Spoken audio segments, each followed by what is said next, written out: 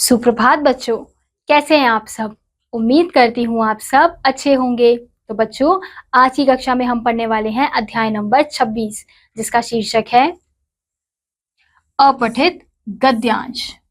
तो अपठित गद्यांश क्या होते हैं?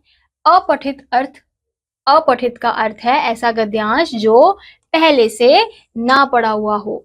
अपठित गद्यांश के रूप में किसी कहानी अथवा निबंध आदि का एक अंश दिया जाता है तथा उसके आधार पर प्रश्न पूछे जाते हैं।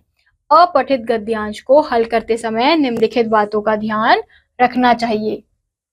अपठित गद्यांश में बरती जाने वाली सावधानियां।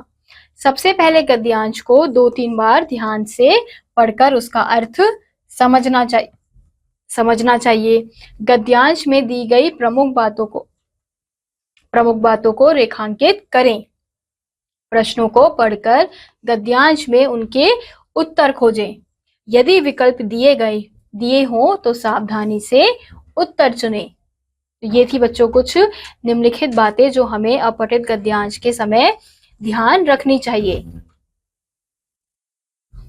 अब हमें यहाँ पे कुछ अपठित गद्यांश के उदाहरण दिए गए हैं। जैसे पहला है, निम्नलिखित अपठित गद्यांश को पढ़कर प्रश्नों के उत्तर लिखिए। तो पहला गद्यांश है, इन दिनों समाचार पत्र बहुत ही महत्वपूर्ण वस्तु है।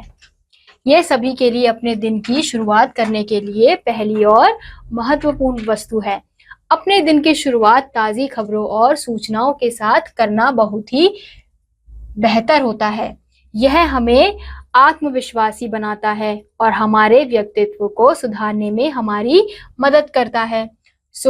सुबह को सबसे पहले यह सभी को ढेर सारी सूचनाओं और खबरों से परिचित कराता है।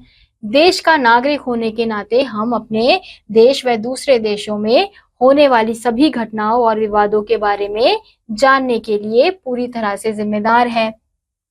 यह हमें राजनीति, खेल, व्यापार, उद्योग आदि के बारे में सूचित करता है।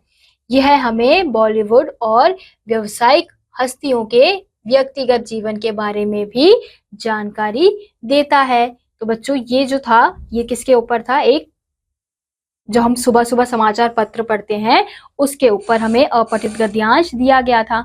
इस प्रकार से आप भी अपठित गद्यांश को पढ़कर उसे समझकर उसके सवाल का जवाब दे सकते हैं। बस ये ध्यान रखिएगा कि जो बातें यहाँ पे बताई गई हैं कि उसे 2-3 बार ध्यान से पढ़कर अर्थ समझना चाहिए उसका, कि उसमें क्या कहा जा रहा है। उसकी प्रमुख बातों को रेखांकित करना चाहिए और पढ़कर गद्यांश में उनके उत्तर खोजने चाहिए। तो इसी के साथ आज का यह अध्याय यहीं समाप्त होता है। उम्मीद करती हूँ आपको यह अध्याय समझ आया होगा। मैं आपसे मिलूंगी अगली कक्षा में। तब तक के लिए नमस्कार।